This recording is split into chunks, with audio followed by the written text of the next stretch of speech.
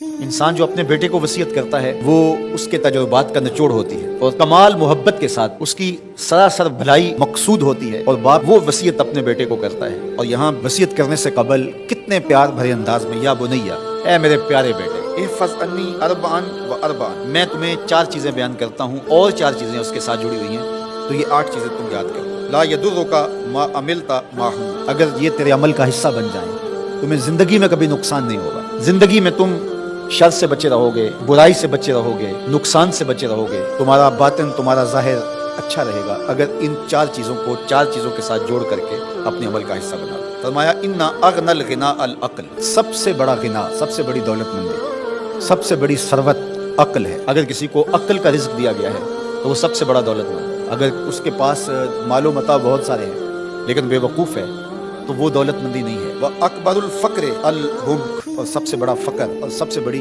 محتاجی جہالت ہے۔ سب سے بڑی دولت مندی عقل ہے، اور سب سے بڑی غربت، سب سے بڑی غریبی اور سب سے بڑا فقر اور محتاجی بے وقوفی ہے۔ وَأَوْحَشَ الْوَحْشَةُ الْعُجْبُ، اور سب سے بڑی وحشت تنہائی عجب ہے، خود پسندی ہے، اپنے آپ کو دیکھنا کہ میں بہت کچھ ہوں۔ جو شخص اپنے آپ کو دیکھتا رہتا ہے اور وقت اپنے آپ کو ہی لوگوں کے سامنے پیش کرتا رہتا ہے بنا سوار کے، وہ تنہا ہو جاتا ہے۔ لوگ اس کی ان خوبیوں کا بھی انکار کر دیتے ہیں جو خوبیاں واقعتاً اس کے اندر موجود ہوتی ہیں۔ اگر پاؤ ہے تو اپنے آپ کو سیر نہ بتاؤ، لوگ پاؤ کا بھی انکار کر دیں گے۔ تو جو جس حالت میں ہو وہی حالت لوگوں کے سامنے ہونی چاہیے، بلکہ اس سے اگر کم ہو۔ شیخ سعدی نے ایک بڑی خوبصورت بات لکھی کہ تم برے ہو، لوگ تجھے نیک سمجھیں، یہ بری بات ہے، لیکن تم نیک ہو اور لوگ تجھے برا سمجھیں تو کوئی فرق نہیں پڑتا، تم اللہ کی نظر میں نیک ہو۔ اس لیے تم اگر سیر ہو اور لوگ تمہیں پاؤ سمجھے تو کوئی فرق نہیں پڑتا، لیکن اگر تم اپنے آپ کو پیش کر رہے ہو تو لوگ تمہاری اس حیثیت کا بھی انکار کر دیں گے جو تمہیں حاصل ہے۔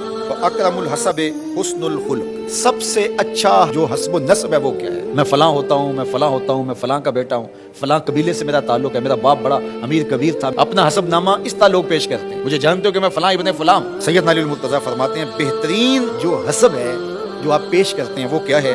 حسن الخلق، تمہارے اخلاق کیسے ہیں، تمہارا خلق گواہی دے گا کہ تم اچھے خاندان کے چشم و چراغ۔ مشکانست کے خود ببوئے نہ کہ عطار ببوئے۔ فارسی کا ایک مقولہ ہے کہ خوشبو وہ ہوتی ہے جو خود بتائے کہ میں خوشبو ہوں۔ خوشبو بیچنے والا بتاتا پھر ذرا سونگ کے دیکھیے یہ بڑی اچھی خوشبو ہے، ذرا سونگیے، کہا یہ بتانے کی ضرورت نہیں۔ حضرت علی المرتضیٰ فرماتے ہیں تمہارے خلق کی خوشبو سے لوگ سمجھ جائیں گے یہ کون ہے، تمہارے اخلاق اتنے اچھے ہوں کہ لوگ پہچان جائیں تم کون ہے۔ تو بہترین حسب و نسب کیا ہے؟ اپنے بیٹے حضرت امام حسن رضی اللہ تعالیٰ عنہ کو بتا رہے ہیں، مجھے بتائیے امام حسن سے بہتر نسب اور حسب کس کا ہو سکتا ہے؟ رسول اللہ کی بیٹی کے بیٹے ہیں، امام الاولیاء کے فرزند ہیں، رسول اللہ کے نواسے ہیں، بنو ہاشم کے چشم و چراغ ہیں۔ تو انہیں یہ نہیں کہا کہ تم یہ بتاتے پھرنا، بلکہ کہا کہ تمہارا خلق گواہی دے کہ میں محمد کا نواسا ہوں، تمہارے اخلاق گواہی دیں کہ میں نے فاطمہ کا دودھ پیا ہے، تمہارا کردار گواہی دے، تمہاری شجاعت گواہی دے کہ تم علی کے فرزند ارجمند ہو۔ اللہ اکبر۔ پھر حضرت علی المرتضیٰ رضی اللہ تعالیٰ عنہ ان چیزوں کو بیان کرنے کے بعد فرماتے ہیں یا بنیا، اے میرے بیٹے، ایاک والمصادقہ الاحمق، بے وقوف شخص کی دوستی سے ہمیشہ بچنا۔ فإنہ یرید ان ینفعک فیضرک، وہ دل سے چاہے کہ تمہیں نفع پہنچائے لیکن اپنی جہالت کی وجہ سے، اپنی بے وقوفی کی وجہ سے تمہیں نفع نہیں پہنچا سکے گا، تمہیں نقصان پہنچا دے گا۔ کہا جاتا ہے کہ بے وقوف دوست سے دانا دشمن اچھا ہے، تو وہ اسی قول کا مفہوم ہے۔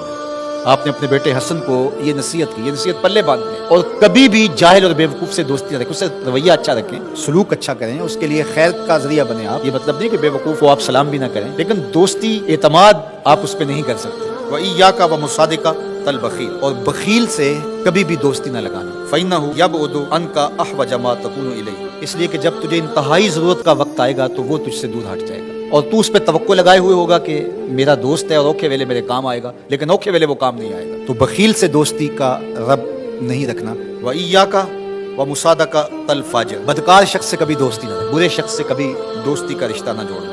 فَإِنَّهُ يَبِيعُكَ بِالطَّافَةِ، جو فاسق و فاجر ہے، برا شخص ہے، بدکار ہے، اس سے دوستی نہ رکھنا، اس لیے کہ وہ بہت تھوڑی قیمت میں تجھے بیچ دے گا۔ اور آخری بات، وَإِيَّاكَ وَمُصَادَقَةَ الْكَذَّابِ، جھوٹے آدمی سے کبھی دوستی نہ رکھنا۔ فَإِنَّهُ كَالسَّرَابِ يُقَرِّبُ عَلَيْكَ الْبَعِيدَ وَيُبْعِدُ عَلَيْكَ الْقَرِيبَ، وہ بعید کو تجھے قریب دکھائے گا، قریب کو تجھے بعید دکھائے گا۔ جو چیز قریب ہوتی ہے، جو سراب ہوتا ہے تو دور سے پانی دکھائی دیتا ہے، لیکن جب قریب جا کے دیکھتے ہیں تو سراب ہوتا ہے، پانی نہیں ہوتا۔ تو کہا وہ بھی سراب کی طرح ہوتا ہے، کذاب، جھوٹ بولنے والا، جو تجھے وہ نقشہ کھینچے گا جو ہوگا نہیں، تجھے وہ چیزیں بتائے گا جو نفس العمل میں نہیں ہوں گی، اور تو ایک مغالطے میں مانا جائے گا۔ یہ ہے حضرت سیدنا علی المرتضیٰ رضی اللہ تعالیٰ عنہ کہ وہ اقوال نور جن کی گہرائی، گیرائی اور